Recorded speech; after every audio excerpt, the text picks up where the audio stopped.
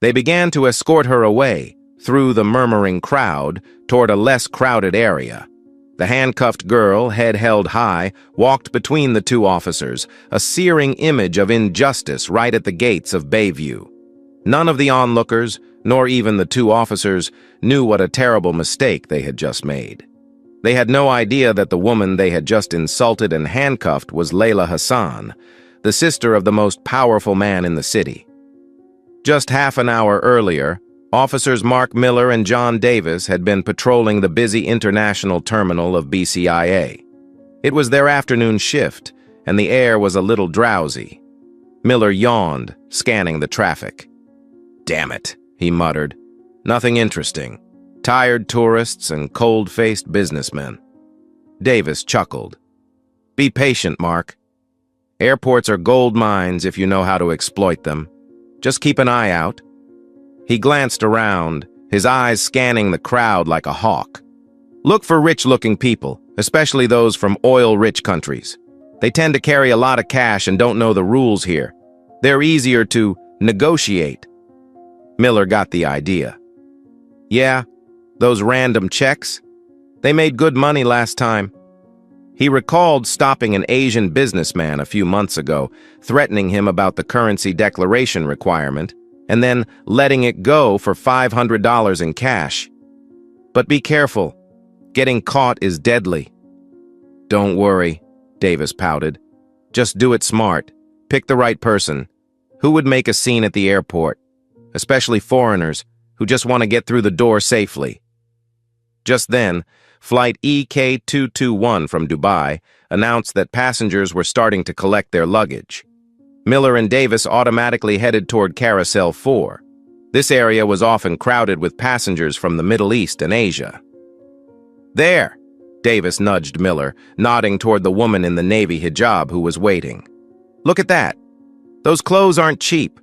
Rimowa suitcase, that bag looks familiar. Bottega Veneta. Definitely some oil princess." Miller squinted. The woman was unusual looking, and in his opinion, such people were easy targets. "She looks good," he agreed. "Looks tired. Easy to handle." "Exactly," Davis laughed.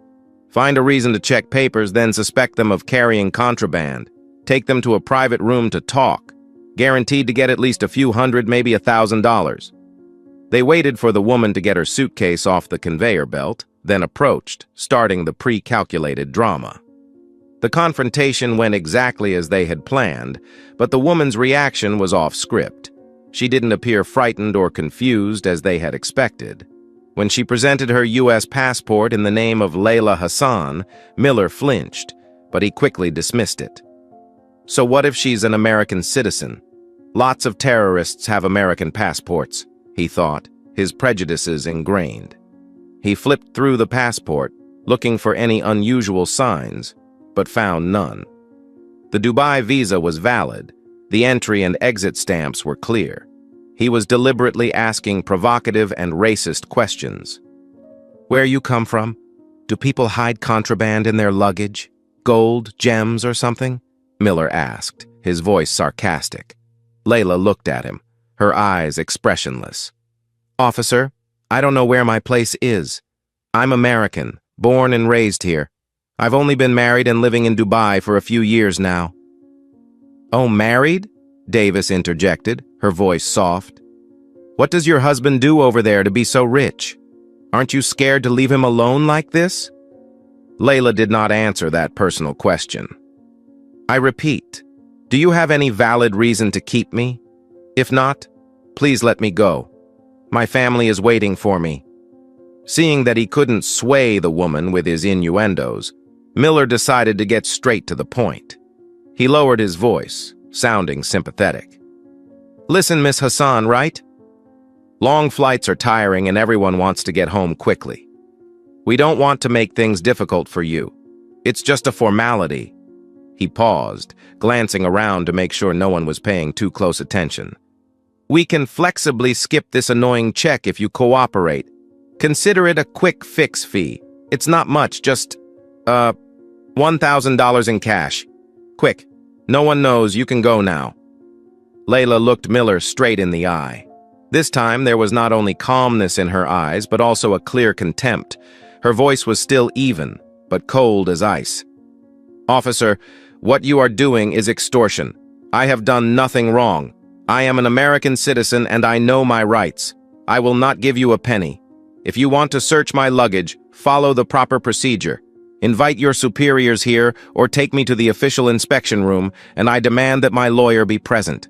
The blunt refusal, the fearlessness, and the explicit labeling of the act as blackmail left Miller and Davis momentarily stunned, then instantly angry and humiliated. Their plan for an easy extra income had been completely ruined. Layla's stubbornness, instead of discouraging them, had incited their overbearing and abusive natures. "Enough!" Miller shouted, his voice cracking with anger. "You've had enough! You're under arrest for obstructing an officer and resisting a search warrant." He turned to Davis, his eyes glaring. "Put your hands on him! Take him to the security room!" And that's when Davis made his move, using force to subdue the woman who dared to challenge them. The sound of handcuffs sounded like the end of Layla's temporary freedom, but at the same time, it was also the beginning of a storm that was about to hit the two corrupt police officers.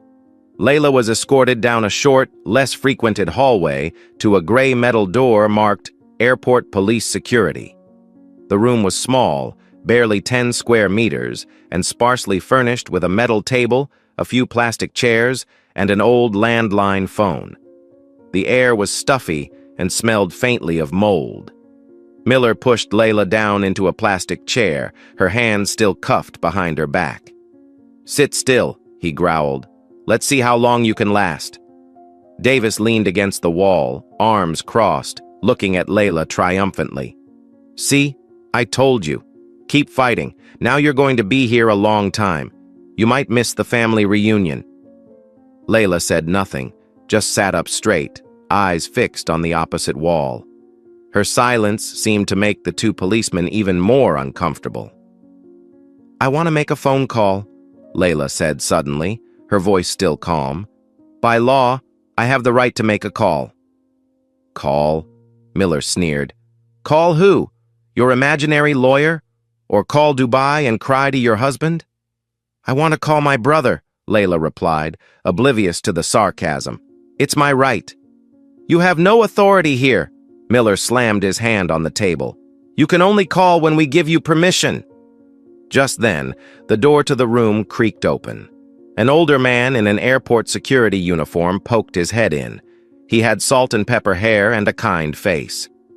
"Everything all right, officers?" he asked, his eyes glancing at the handcuffed Layla with concern. "It's nothing, Mr. Wilson," Davis waved away. "It's just a routine incident. Go about your business." Mr. Wilson hesitated, his gaze lingering for a few more seconds on Layla's strangely calm face. Then he nodded and closed the door. His brief presence seemed to have an effect, however. Miller and Davis glanced at each other. Perhaps they realized that their actions had not been as discreet as they had thought. Layla repeated her request, this time more clearly and firmly. "I demand to make my legal phone call right now. If you refuse, it will be another violation." Miller stared at Layla, searching for any sign of fear or weakness, but saw none. Her calmness irritated him, and he felt vaguely uneasy. He didn't want to drag things out any longer. Maybe it wouldn't hurt to let her make a pointless call. "Fine," he snapped, shoving the landline toward her. "Call! Call your brother! Let's see who he is to get you out of this mess." Little did he know that that call would be the beginning of his and Davis's downfall. Even with her hands now cuffed in front of her, Layla had some difficulty picking up the receiver of the landline phone. Miller and Davis watched, their expressions a mixture of annoyance and derision. They were sure this was a desperate attempt, a show of strength by a woman. Layla held the receiver with her shoulder, her long fingers trembling slightly from the cramped position, carefully pressing each number on the keypad. It was a series of numbers she had memorized for a long time. After a few rings, a professional, somewhat mechanical voice rang from the other end of the line. "Bayview City Mayor's office. Please answer." In the small security room, the air seemed to thicken. Miller and Davis stopped breathing for a moment. Layla spoke into the receiver, her voice clear, not loud but loud enough for everyone in the room to hear. "This is Layla Hassan. I need to speak to Mayor David Chen urgently. Please transfer. Tell him I am being held at the police security room at BCIA Airport, International Terminal. It's an emergency." Silence filled the room after Layla finished speaking. The only sound was the low hum of the fluorescent lights overhead. Miller and Davis looked at each other, their eyes no longer mocking but filled with utter confusion. Mayor Chen?" Miller stuttered, trying to force out a forced laugh. You're kidding, right? Do you think we're that stupid?" Davis paled, the half-smile gone. He swallowed. Mayor David Chen was no joke. He was a powerful politician, known for his toughness and integrity, who had led Bayview City for the past 2 terms with sky-high approval ratings. Layla didn't respond to Miller. She just carefully put the receiver back in its place and sat up straight, her eyes fixed on the empty space in front of her. Her silence and unpredictability only added to the officer's anxiety. "Hey, is she crazy?" Davis whispered to Miller, his voice filled with fear. "How did she get the mayor's office number?" "Who knows?" Miller snapped, but his voice was shaking. Maybe she was just bluffing, a trick. But deep down, a cold unease began to creep in. He remembered the expensive looks, the unnatural calm, and the name Hassan.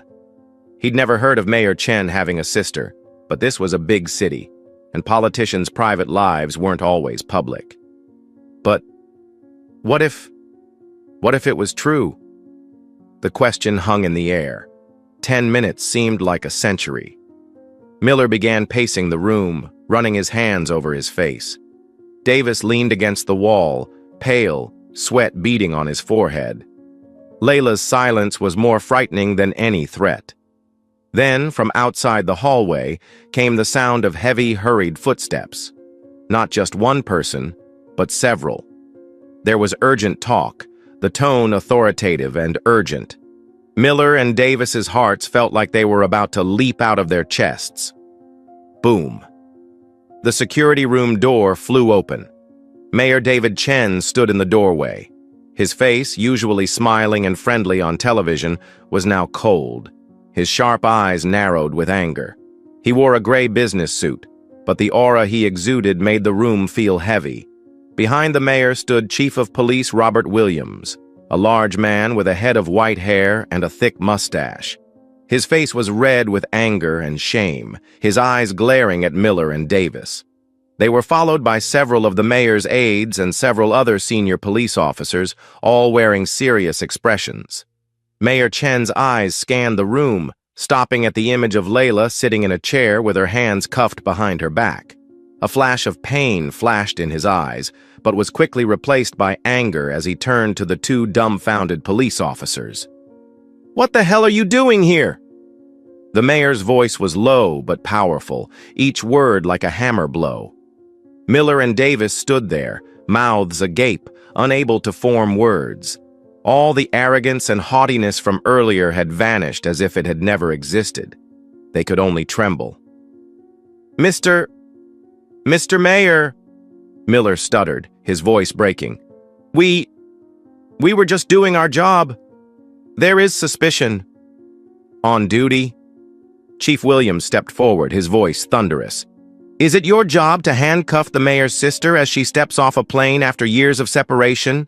Is it your job to insult, racially profile, and attempt to extort a citizen here at this international airport?" The chief's words were like a bombshell. Miller and Davis gasped, looking at Layla in horror, then at Mayor Chen. "The mayor's sister? Impossible!" But the mayor's angry expression and the chief's assertion did not allow them to doubt any further. They had made an irreversible mistake. Mayor Chen didn't look at the 2 policemen anymore. He walked quickly to Layla. "Layla," his voice was soft, full of concern and pain. "Are you okay? I'm sorry this happened." He turned to a senior officer standing nearby. "Lieutenant Peterson, uncuff her immediately." "Yes, Mayor." The lieutenant hurried forward, taking the key to unlock the handcuffs that were tightly gripping Layla's wrists. Layla stood slowly, rubbing her red wrists. She took a deep breath, then raised her head, looking straight at Miller and Davis, who were trembling. Her eyes were still cold, but now there was a hint of triumph. "Tell me what happened," Mayor Chen said, his voice returning to its firm tone. Layla recounted the entire incident, from the unprovoked approach, the insults about her ethnicity and religion, the demand for $1,000 to let it go, to the brutal handcuffing when she refused and demanded her legal rights. Her voice was even and calm, but every detail was presented clearly, coherently, without missing a single detail. Every word Layla spoke was like a knife stabbing Miller and Davis. Sheriff Williams's face darkened even more as he listened. He turned towards his two subordinates, his voice trembling with rage. "Name! Number! Speak!" "Officer Mark Miller. Serial number 714, Miller mumbled. "Officer John Davis, number 822, Davis stammered, not daring to look straight. "You two," Chief Williams announced loudly, "are suspended immediately. Turn in your weapons, badges, and identification cards now." He turned to the two plainclothes security officers accompanying him. "Take these two to the police department. Internal Affairs will take over and begin an immediate investigation." Miller and Davis were speechless. They were stripped of their weapons and badges and escorted from the room by two security guards.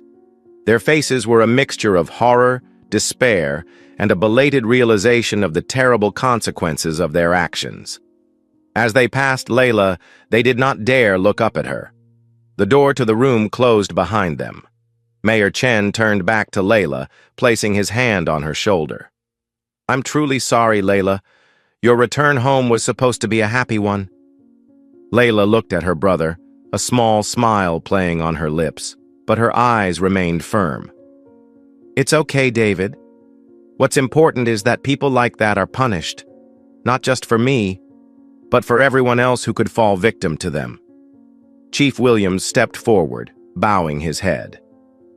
"Ms. Hassan, Mr. Mayor, I take full responsibility for the actions of my subordinates. I assure you that this matter will be thoroughly investigated and dealt with according to the law. There will be no cover-ups." Layla nodded. "I believe you, Sheriff, and I am willing to cooperate and provide a detailed statement." The tables have turned. From being the victim of bullying and abuse, Layla Hassan has become the one holding the scales of justice, forcing those who abuse power to face the consequences of their actions. The fight is not over, but the first victory is hers. That very evening, the Bayview City Police Department BCPD investigative machinery went into overdrive. The Internal Affairs Division YAD, which handles allegations of police misconduct, took the case on as its highest priority. The department's reputation and the public's trust were at stake. Layla Hassan, after being brought home safely and sobered by her brother, returned to the police station the next day to give her formal statement. She sat across from two seasoned IAD investigators, a man and a woman, in a standard interview room. With remarkable composure, she recounted every detail of what had happened at the airport. The exact time, the specific location on Carousel 4, the words, gestures, and attitudes of Officer Miller and Officer Davis. She described the racial profiling in their words and eyes, the blatant attempt to extort $1,000, and the unnecessary use of force in handcuffing her. Her statement, which was carefully recorded and transcribed, lasted nearly 2 hours. Meanwhile, IAD investigators were also working to gather other evidence. The extensive CCTV system at Bayview City International Airport became a key source of evidence. The footage of Miller and Davis approaching Layla, their tense conversation, and Davis violently handcuffing her was carefully extracted and analyzed. Although the cameras did not record audio, The images corroborated Layla's account of the events and the officers' attitudes. Witnesses were also contacted and subpoenaed. Mr. Wilson, an elderly airport security officer who happened to see the incident in the security room, provided testimony confirming Miller and Davis's inappropriate behavior and Layla's calmness while being handcuffed. Several other passengers, after reading about the incident, which had already begun to leak to the media, also proactively contacted IAD to provide information about what they saw at the baggage carousel. Although their testimony may not be complete, it contributes to the overall picture of the incident. Miller and Davis's personnel files were also reviewed. They showed that both had received minor reprimands for their public behavior and several allegations of inappropriate language, though none as serious as this one. This information reinforced the perception of their bias. Within days, the internal investigation had reached its preliminary conclusions. Mark Miller and John Davis had clearly committed serious violations of the Code of Conduct and Professional Ethics, abused their authority, engaged in racial discrimination, committed attempted extortion, and committed unlawful detention. The case file, along with a recommendation for immediate termination and criminal prosecution, was approved by Chief Williams and forwarded directly to the Bayview District Attorney's Office. Williams also held a public press conference, expressing deep regret for the incident, formally apologizing to Layla Hassan and the mayor's family, and pledging to conduct a review, reform procedures, and enhance anti-bias and ethics training for the entire city police force. The Bayview District Attorney's Office, headed by District Attorney Sarah Jenkins, a woman known for her sternness and fairness, quickly reviewed the case. Recognizing the gravity and sufficient evidence, she decided to prosecute both Mark Miller and John Davis. The formal charges filed included 1. Extortion, for intentionally demanding $1,000 from Layla in exchange for skipping the test. Second crime of unlawful detention, for handcuffing and detaining Layla without proper legal basis. Third crime of abuse of public power, taking advantage of police position to commit wrongdoings. Fourth, civil rights violations, based on evidence of racial motivation in their actions. The airport police blackmail mayor's sister incident became the focus of local and national media attention. Debates erupted on social media and in public forums about racism in law enforcement, abuse of power, and the need for stronger police oversight. The image of Layla Hassan, a Middle Eastern woman and U.S. citizen who was treated unfairly by her own country's police, sparked widespread outrage and sympathy. 3 months later, the trial of Mark Miller and John Davis took place in the Bayview District Court, presided over by Judge Howard Thompson, a respected and experienced black judge.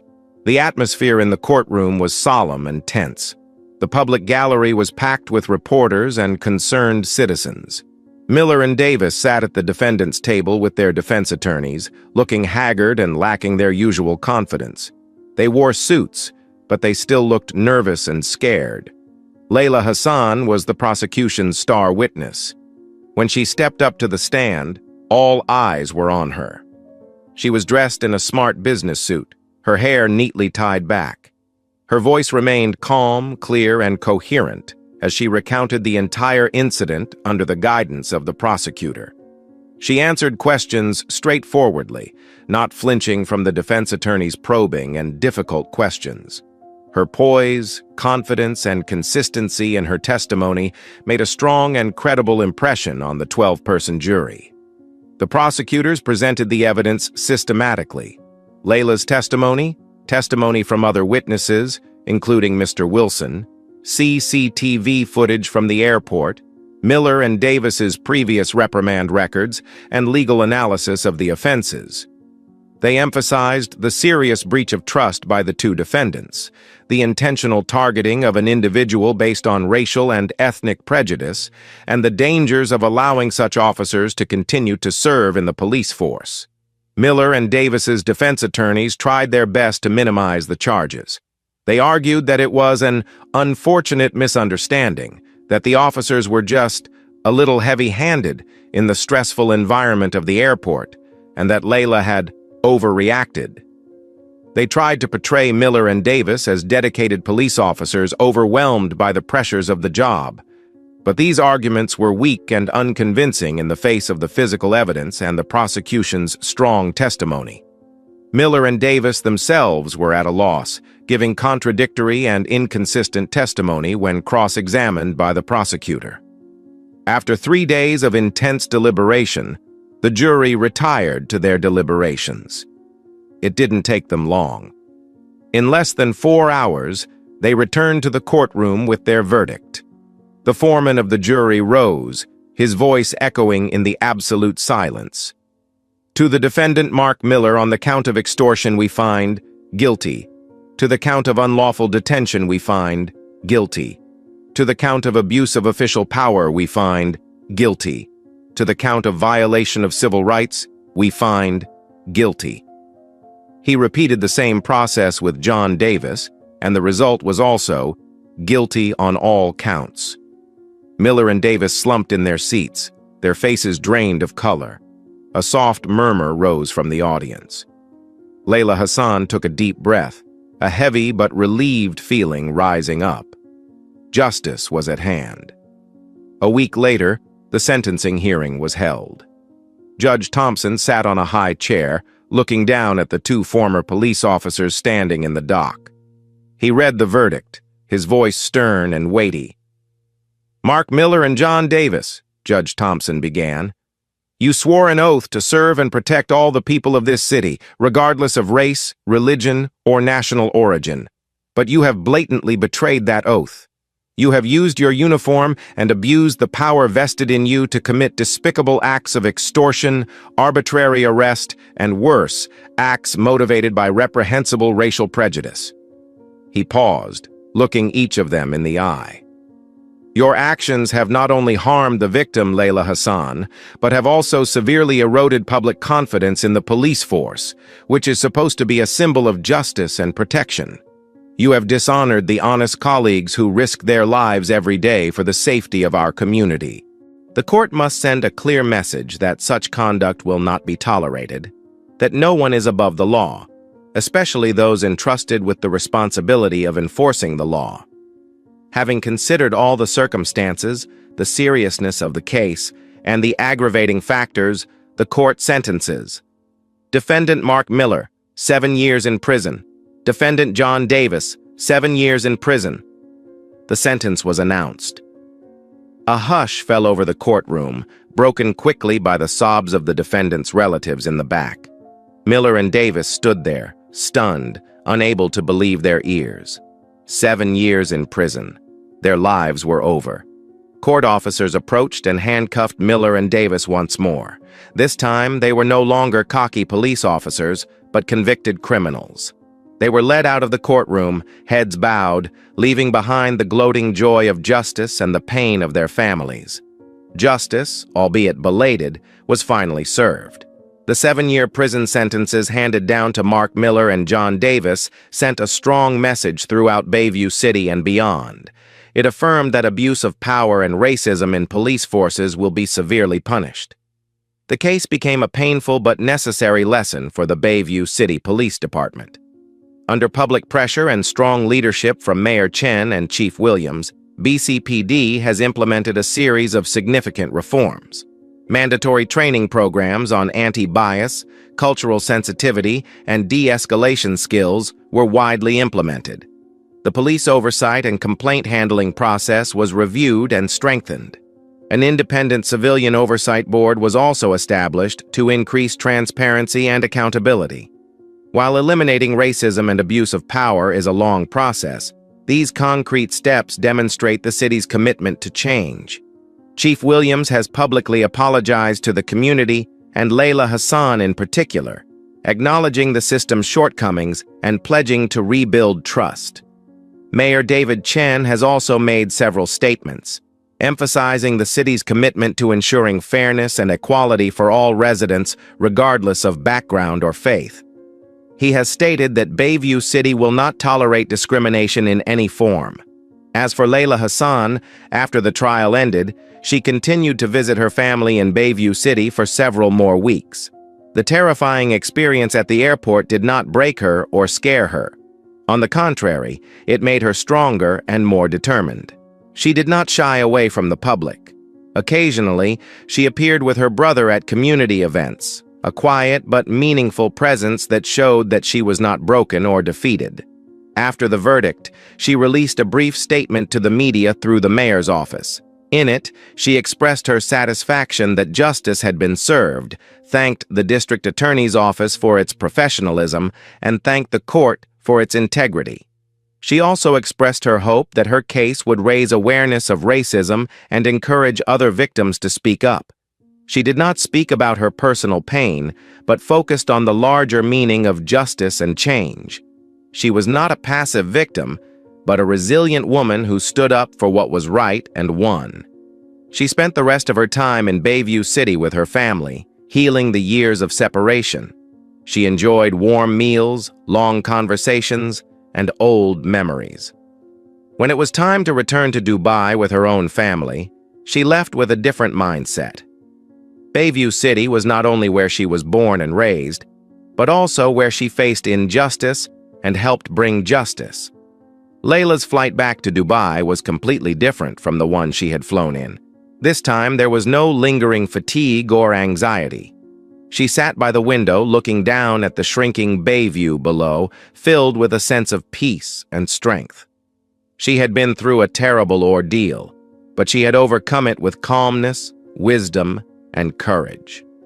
The story of Layla Hassan and the two corrupt police officers ended with a clear ending. The bad guys paid dearly for their actions with years in prison. Justice was served openly and transparently before the law. The victims not only regained their honor and justice, but also created a positive impact, promoting change in the community. For those who followed the story, especially the older, more seasoned viewers, the story brought a deep sense of satisfaction. They saw their outrage at wrongdoing met with just punishment, and their sympathy for the protagonist rewarded with the image of a resilient woman triumphing over adversity. The story is a testament to the power of truth, courage, and belief in justice, even in the face of the darkest forces such as racism and abuse of power. Justice at the city's gates was finally upheld. Thank you for taking the time to listen to this story. If you like this content, please click like and subscribe to the channel so you don't miss the next meaningful stories, because tomorrow we will have another meaningful story for you.